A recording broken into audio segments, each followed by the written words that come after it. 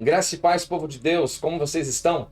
Aqui é o pastor Márcio Paulo e você está no seu portal bíblico. E hoje estamos aqui para dar sequência ao nosso estudo para a classe de adultos, último trimestre de 2021. Já estamos no nosso quarto trimestre, lições bíblicas da CPAD. Esta é a segunda lição deste último trimestre.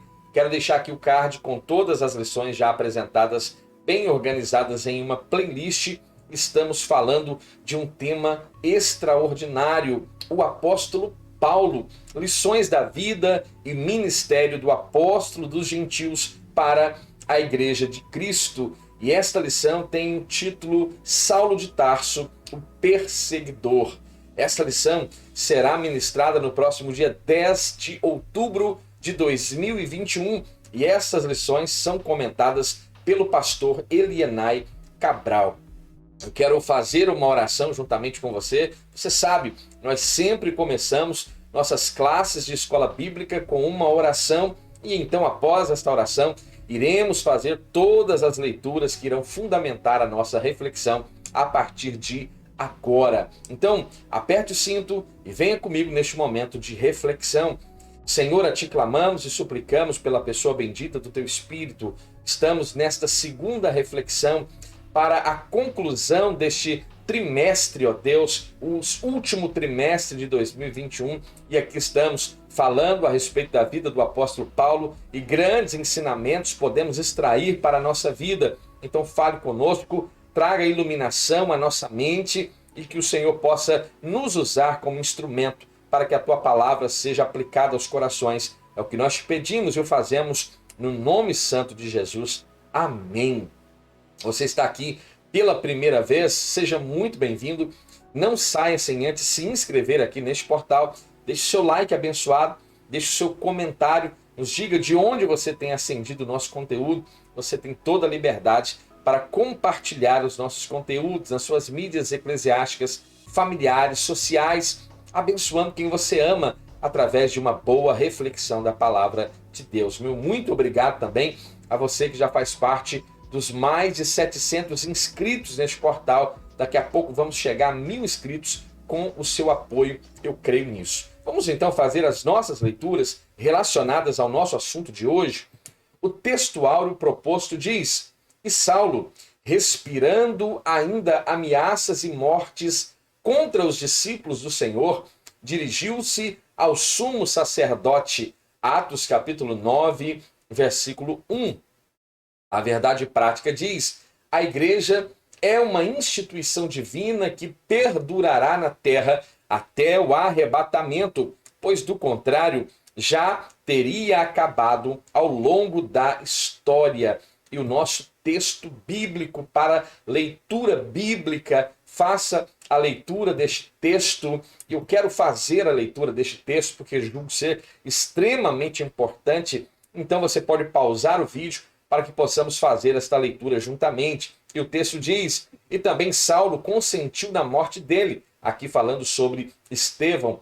E fez-se naquele dia uma grande perseguição contra a igreja que estava em Jerusalém, e todos foram dispersos pelas terras da Judéia e de Samaria, exceto os apóstolos. E uns homens piedosos foram enterrar Estevão e fizeram sobre ele grande pranto.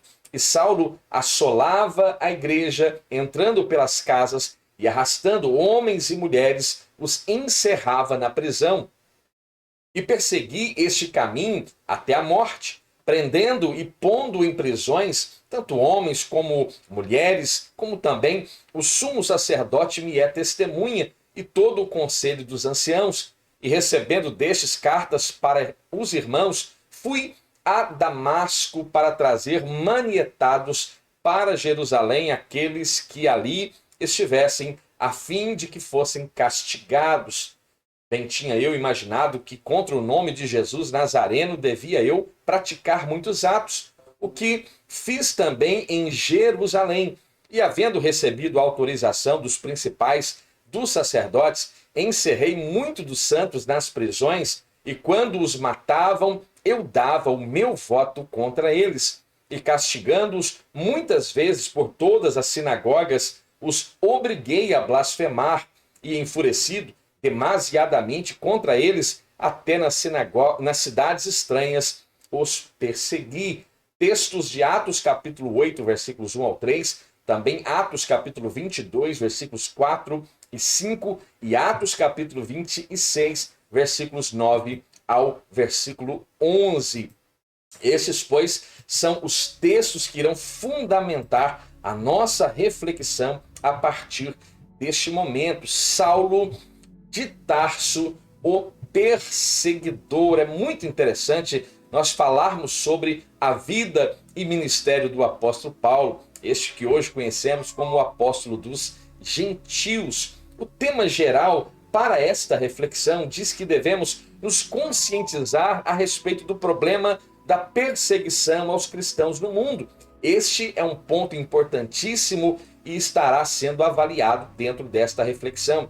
Os objetivos propostos para cada um dos pontos aqui estudados são elencar as características persecutórias de Paulo ou de Saulo de Tarso. Segundo, expor a perseguição contra a igreja em Atos dos Apóstolos, a igreja emergente, a igreja primitiva. E o terceiro, esclarecer a respeito de um sistema contra a igreja. Então, é muito interessante nós fazermos uma pergunta que eu julgo ser extremamente importante para iniciar esta reflexão. A pergunta é: a igreja tem sido perseguida em pleno século XXI?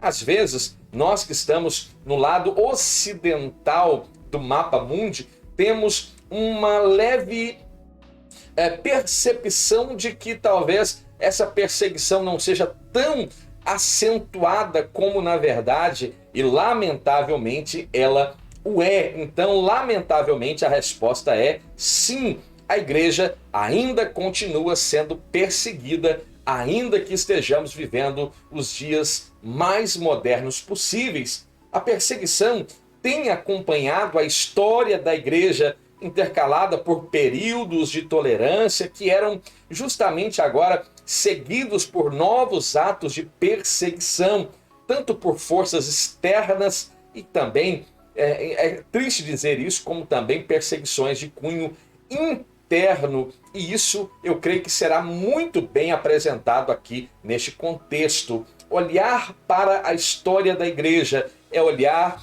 para a nossa história, é conhecer a nossa história e entender que fomos e ainda somos perseguidos ao longo de toda a nossa história. No mundo tereis aflições. Este é o resultado daquilo que o próprio Cristo nos assevera, mas a ordem é para que tenhamos bom ânimo, porque ele venceu o mundo. Então, como é a perseguição aos cristãos nos dias atuais? Podemos pontuar características, por exemplo, da perseguição em países comunistas, em países onde há uma grande parcela daquela sociedade que professam uma fé diferente da fé cristã.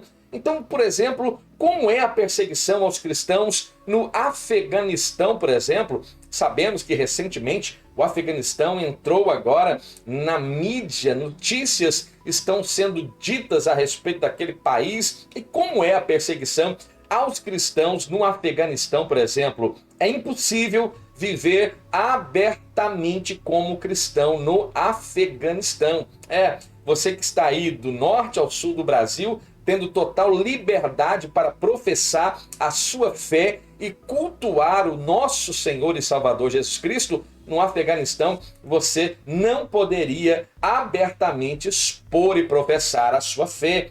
Deixar o islamismo naquele contexto, naquela cultura, é algo visto como extremamente vexatório e vergonhoso, e os cristãos ex-muçulmanos enfrentam terríveis consequências, e se essa fé a qual agora professam for descobertas, eles podem e estão fadados até mesmo à morte. Eles têm que fugir do seu próprio país, da sua própria terra natal, onde se criou todos os seus filhos, onde se criou toda a sua identidade cultural. Devem imediatamente sair deste país para que estes não sejam mortos. E a fonte para esta informação nós podemos encontrar em um site glorioso, poderoso, que nós temos que acessar, que é justamente o site da Missão Portas Abertas. Você pode acessar portasabertas.org.br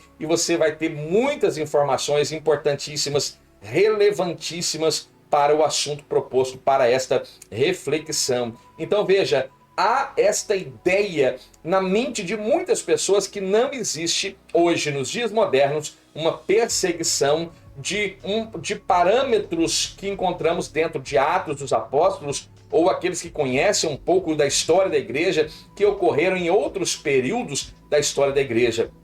Mas, lamentavelmente, esta é uma situação que ainda acontece em muitos países. Como falamos do Afeganistão, para você ter uma ideia, o Afeganistão continua sendo o segundo país da lista de perseguição, onde é considerado o país mais perigoso para os cristãos.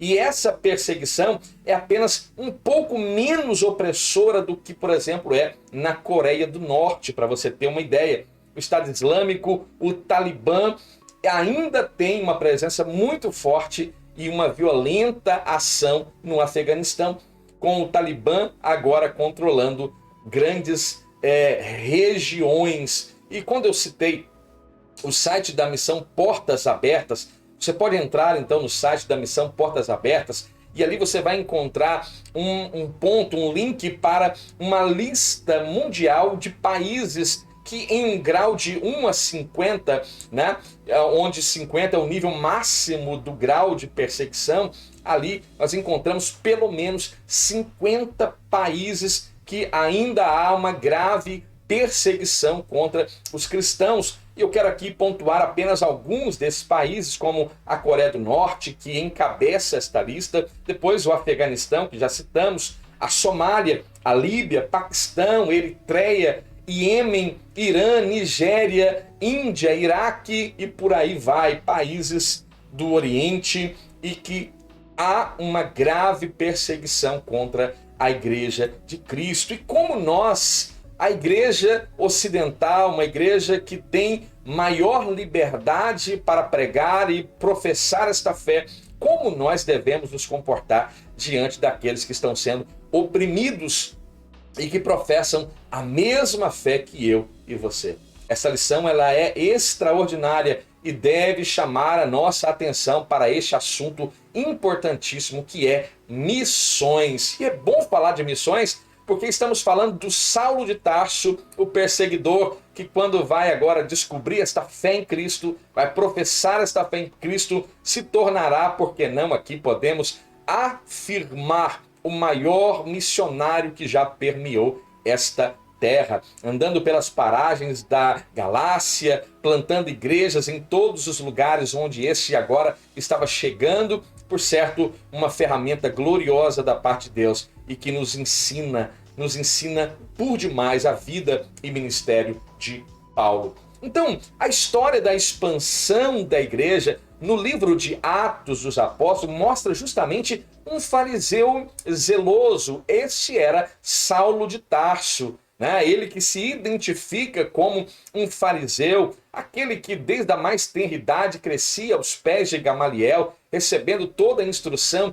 na Torá judaica, um grande conhecedor da lei de Deus e um grande homem zeloso por esta lei. Ele tinha prestígio religioso no seu tempo e também tinha um prestígio cultural dentre os gentios, aliás, entre os judeus daquele tempo, e também passa a ter entre os gentios posteriormente. Por isso, ele ganha carta branca, né? Ele respirando ainda ameaças e mortes contra os discípulos do Senhor, vai se dirigir ao sumo sacerdote, vai pedir cartas para que ele pudesse ir a Damasco e ali prendesse aquele que ele encontrasse que professasse a fé em Cristo Jesus, para que fossem conduzidos, manietados até Jerusalém. Então ele tinha carta branca das autoridades religiosas para justamente perseguir os seguidores de Cristo. E assim, se torna e se tornaria naquele momento um implacável perseguidor da Igreja de Cristo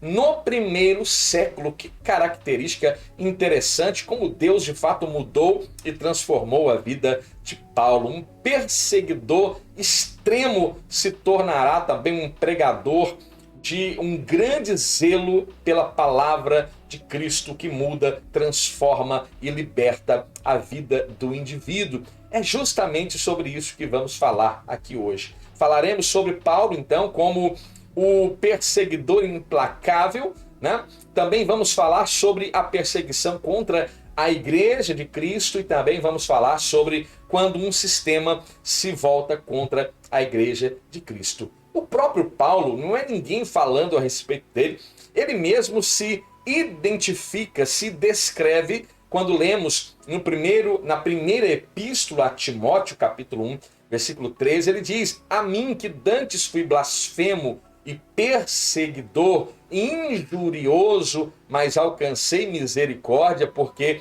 o fiz ignorantemente na minha incredulidade. Ele agora se descreve então como um blasfemo e como um perseguidor e como um opressor, um fariseu fanático, um extremista, e nós sabemos muito bem que extremos, seja para qual lado for, não é positivo. Devemos evitar os extremos.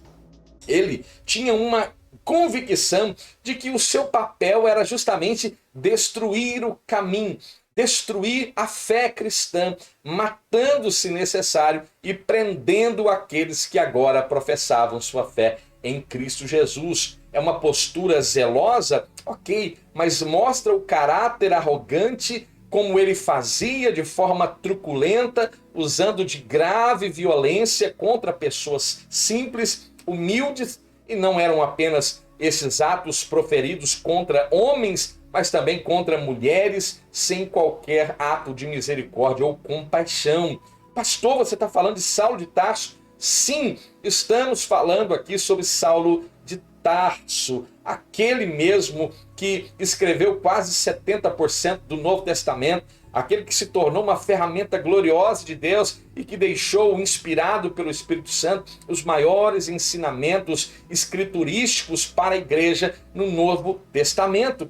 Ele acreditava, nesse tempo, é bom pontuarmos que nesse período pré-conversão, Paulo acreditava piamente que esse comportamento arrogante, truculento, maligno, era até mesmo para agradar a Deus. E existem muitas pessoas que pensam que seus comportamentos totalmente equivocados podem estar agradando a Deus. É falta de maturidade e de compreensão e se permitir ser guiado pela letra. Paulo ainda não havia compreendido aquilo que estava além da letra da lei que ele tão bem conhecia. Ele acreditava então estar fazendo a vontade de Deus e agradando a Deus. Então, apoiado pela sua convicção, apoiado pela sua consciência até então e tendo apoio agora dos maiorais, dos sacerdotes, vai justamente conseguir esta carta branca para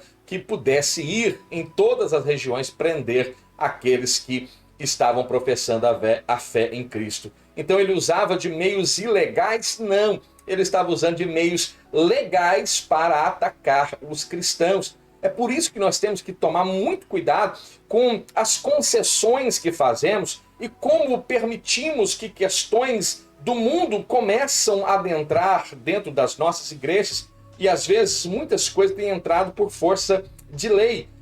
Agora são coisas normais, regulamentadas, mas ainda continuam sendo pecado para aquele que está convicto em Cristo. Por esta razão, mesmo Paulo, agora convertido, diz que todas as coisas me são lícitas, mas nem todas me convêm.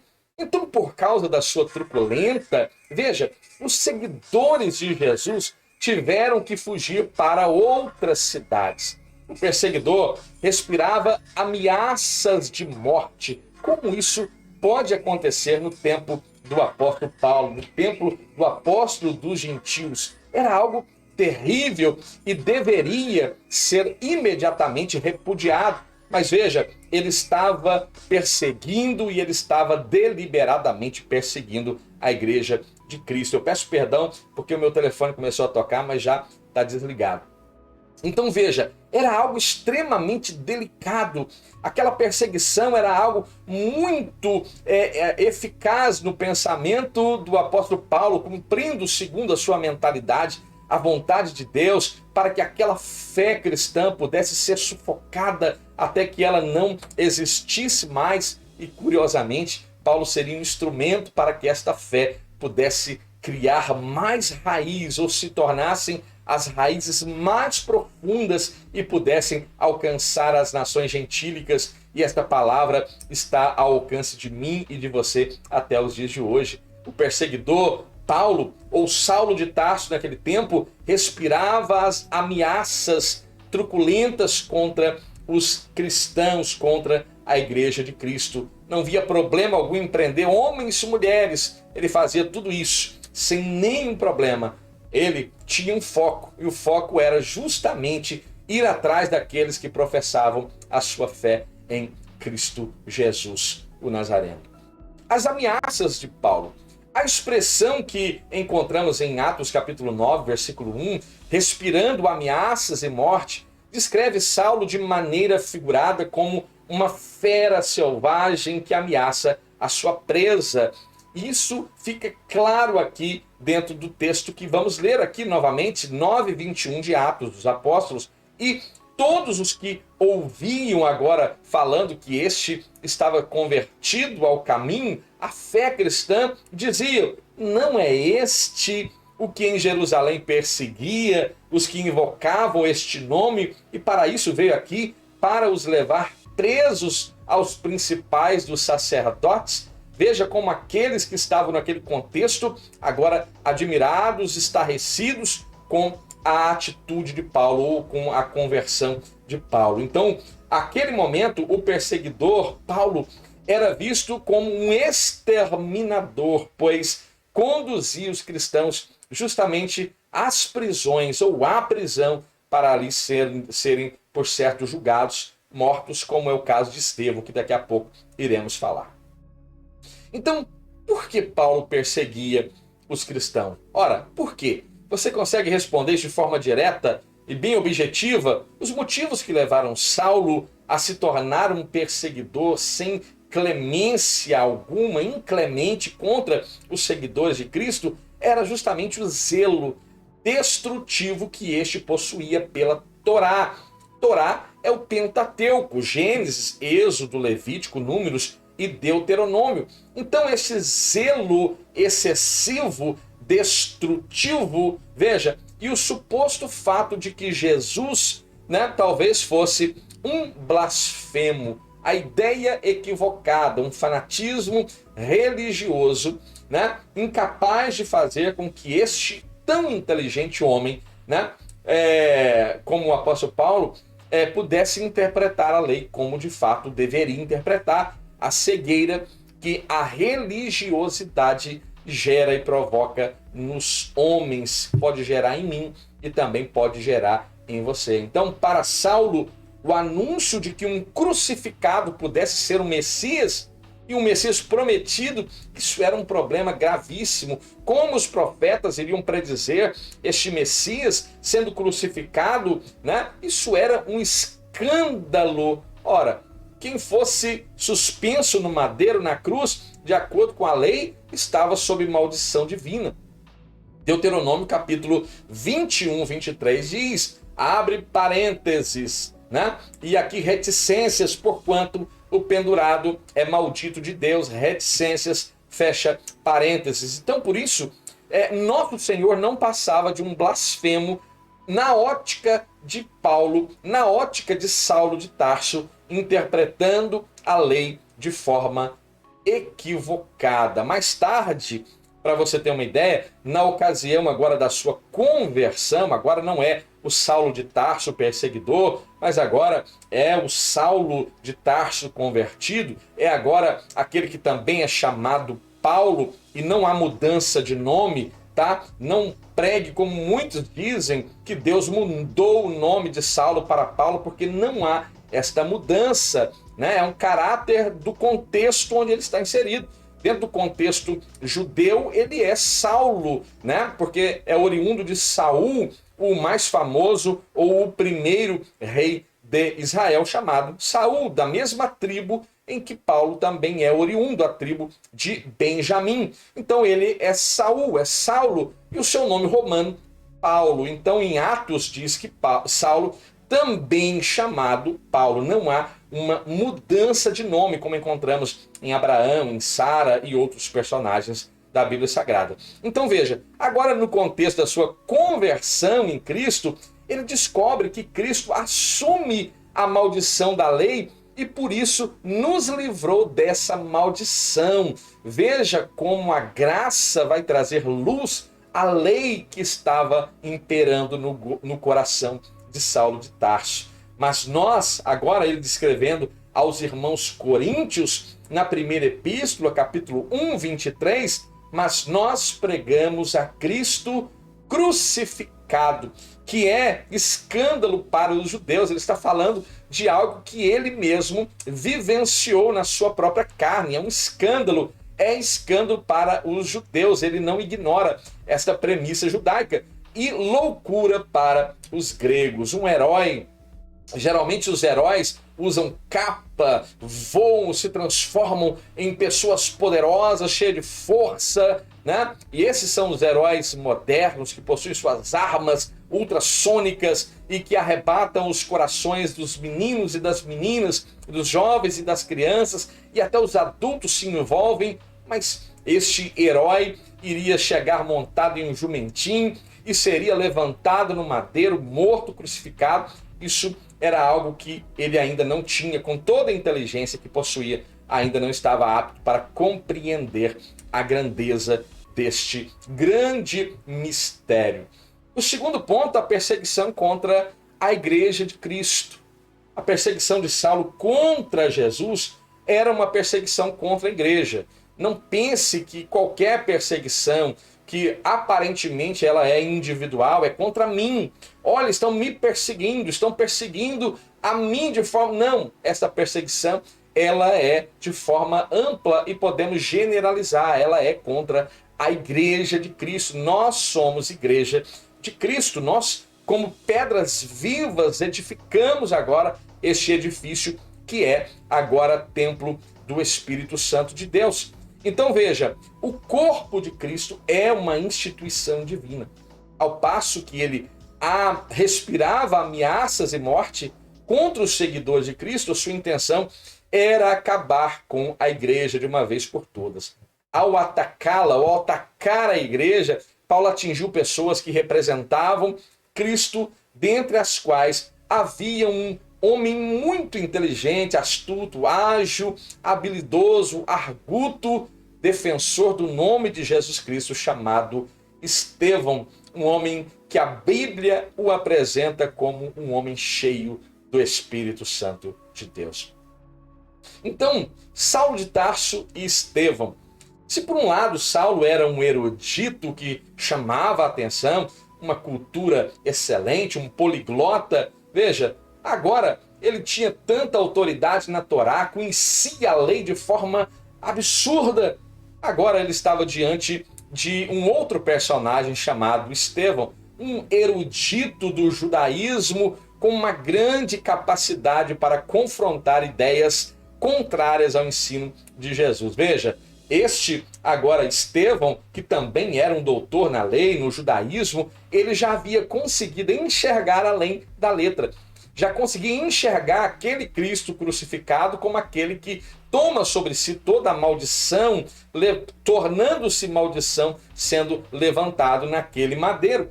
Então quem foi Estevão? Foi um erudito, foi um homem que teve características importantíssimas, um homem que até mesmo como vai Cristo dar as últimas palavras dizendo perdoa porque não sabe o que fazem, ele também vai liberar tais palavras. Agora, é interessante que este parecer contentou a toda a multidão e elegeram então Estevão, homem cheio de fé e do Espírito Santo. Aqui é a eleição ou a escolha dos diáconos. 7 diáconos foram escolhidos aqui em Atos capítulo 6. E veja que só há menção de que homem cheio de fé e do Espírito Santo apenas é direcionada a Estevão, não diminuindo a importância dos demais. Filipe fora um grande diácono que se torna um evangelista por excelência, mas aqui o escritor sagrado vai frisar esta característica de Estevão, talvez até mesmo por já saber o enredo. Sabemos que Lucas era um historiador, dedica o seu livro, que leva o seu próprio nome, também Atos dos Apóstolos, como se fosse um único volume a Teófilo. Então, durante toda a sua pesquisa, de toda a sua aplicação em preparar e documentar tudo aquilo que ele estava trabalhando nas suas pesquisas, ele faz questão de colocar tais características a este que é o primeiro mártir da igreja. Então, e este parecer contentou toda a multidão, e elegeram Estevão, homem cheio de fé e do Espírito Santo, e também Filipe, Prócoro, Nicanor, Timão, e Parmenas, e Nicolau, e este Nicolau, prosélito de Antioquia, estes os 7 diáconos ali escolhidos. Então ele era um homem de grande inteligência. Estevão era um erudito, por certo, e ele começa a confrontar todas as ideologias equivocadas do seu tempo e principalmente todas as teologias equivocadas que partiam até da mente de um grande teólogo chamado Saulo de Tarso, até então um perseguidor da igreja de Cristo. Então ele começa a confrontar essas ideias e se torna o primeiro mártir da igreja. Era homem, como já disse, cheio de Deus, cheio de fé, cheio do Espírito Santo de Deus. E isso faz toda a diferença. Quando começa-se a debater com quem não tem esta autoridade, muitos não podem resistir à sua sabedoria e começam a perseguir, ao passo que a sua morte estava decretada por aquele povo daquele tempo. Então veja, por isso, quando apontava para Jesus Cristo como o clímax da revelação redentora para o mundo, ele, Estevão, fazia com autoridade, começa a pregar, começa a falar em Atos, capítulo 2, o seu Atos capítulo 7, a partir do versículo 2 até o versículo 53, um discurso glorioso de Estevão, começando justamente ao citar o grande patriarca Abraão, sendo chamado por Deus, estando ainda em Ur dos Caldeus, na Mesopotâmia, né? E gera um grande ódio, uma grande ira no coração daqueles que ali estavam, ao passo que fora apedrejado. Ele, o primeiro mártir da igreja. Essa autoridade com que ele falava, ninguém podia resistir, e todos não viam outra alternativa para calá-lo, para silenciá-lo, senão apedrejando. Por isso, com pleno consentimento de Saulo. Saulo estava ali. As vestes de Estevão foram depositadas aos pés de um jovem chamado Saulo de Tarso. Então veja, havia o consentimento de Saulo, havia a aprovação de Saulo. Será que Saulo não jogou umas pedrinhas lá em Estevão? Quem pode dizer que sim?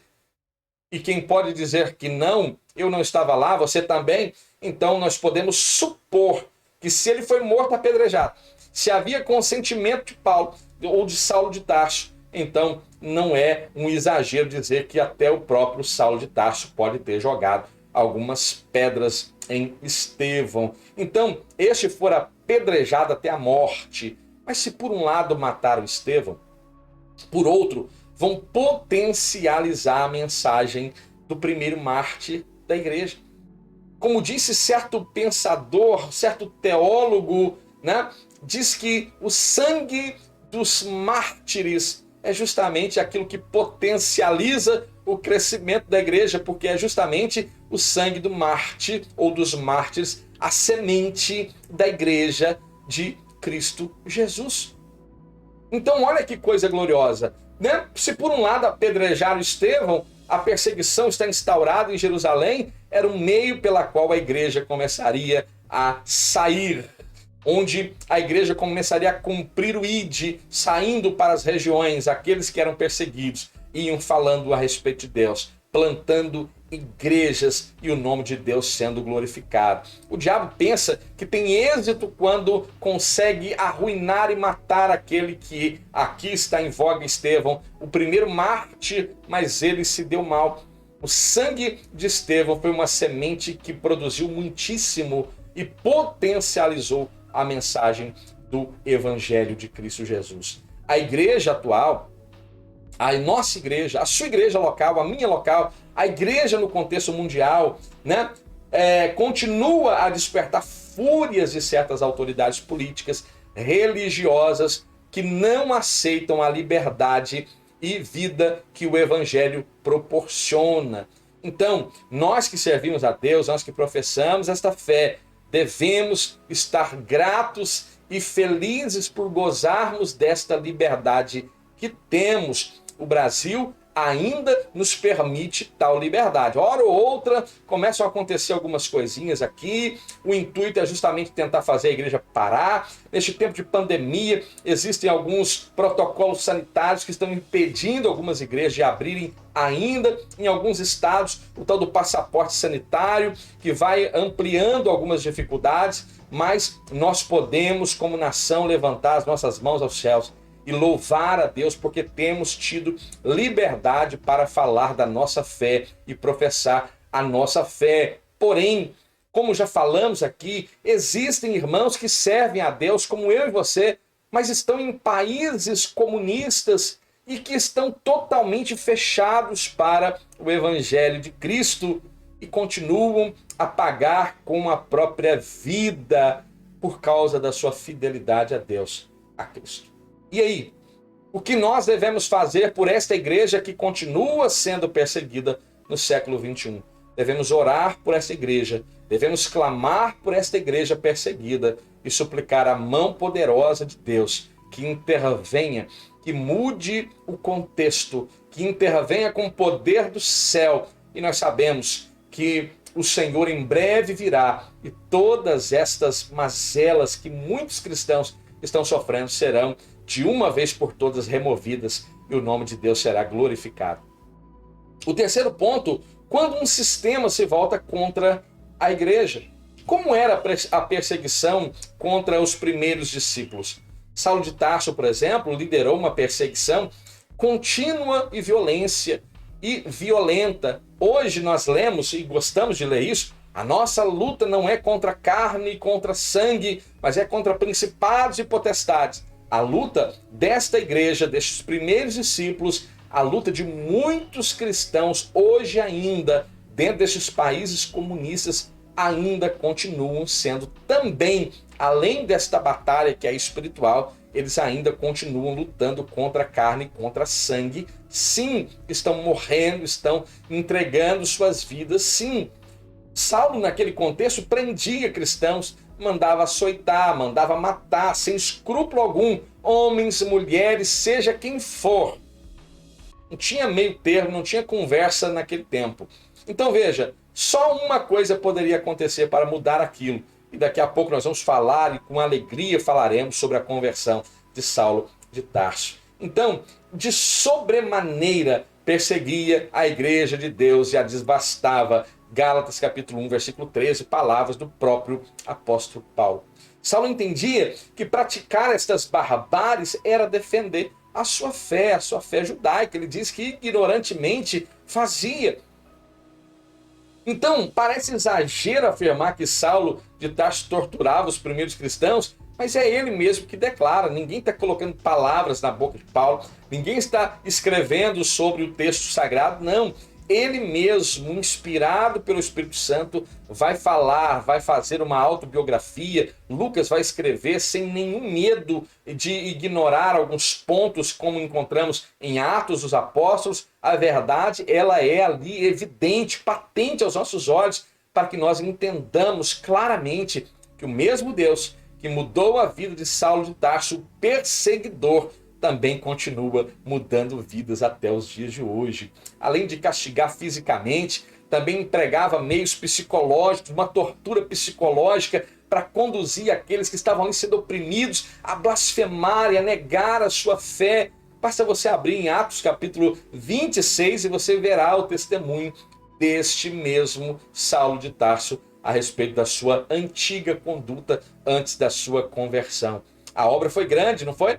A obra de Deus na vida de Saulo de Tarso foi algo extraordinário. Uma mudança da água para o vinho. E como é importante nós sabermos de forma bem concreta todos os pormenores da história do apóstolo dos gentios. Então, entretanto, apesar da violência empregada com prisões, açoites, essa tortura psicológica, apedrejamentos e morte, muitos dos discípulos fiéis a Cristo não negaram o nome de Jesus, e nós também não podemos negar a Jesus. Me lembro de um triste vídeo de alguns cristãos coptas do Egito, né, com uma faca no pescoço, uma arma na nuca, e eles tinham que negar o nome de Jesus ou seriam imediatamente ali mortos. E existem vídeos desse triste ato cometido, né, há alguns anos atrás, que traz certa angústia ao meu coração, mas aqueles homens também foram fiéis e não negaram a sua fé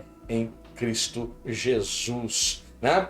Tem um louvor antigo que diz que pede que o Senhor reaviva a sua igreja de novo, que fala justamente que sobre os ombros tombavam nas ruas, mas chegava no céu com a bênção nas suas mãos. A conduta da igreja do primeiro século, a conduta de muitos cristãos ao longo da história da igreja, e é a nossa conduta e deve ser a nossa conduta.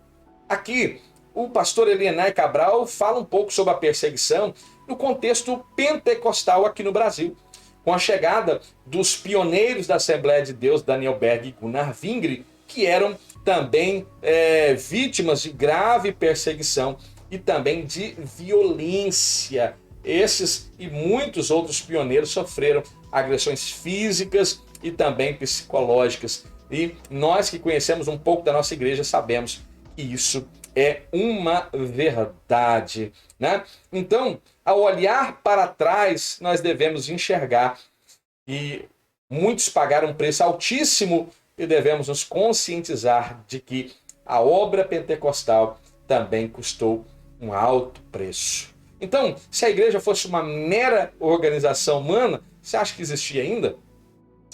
Fala para mim. É claro que não. A igreja, se fosse ela edificada sobre a areia, estava de pé ainda? Claro que não. Mas a igreja está edificada sobre a rocha, o fundamento posto, que ninguém pode lançar outro fundamento senão este que já está posto. E esta rocha, que é esta pedra fundamental, onde nós estamos estabelecidos, é Cristo Jesus. A igreja é de Jesus. Eu e você somos de Jesus. Você crê nisso? Lições maravilhosas, preciosíssimas. Você ficou até aqui, muito obrigado. Não saia sem dar o seu like, o seu joinha. Deixe seu comentário também. Ajude-nos a chegar a 1000 inscritos nessa plataforma. Me dá uma força aí e vamos crescer aqui para a glória do nome do Senhor. Eu rogo a Ti, ó Pai, que visite os nossos corações agora e aplique esta palavra de forma mais profunda. É o que humildemente peço. Eu faço isso no nome santo de Jesus. Amém. Fiquem bem, fiquem em paz e até a próxima.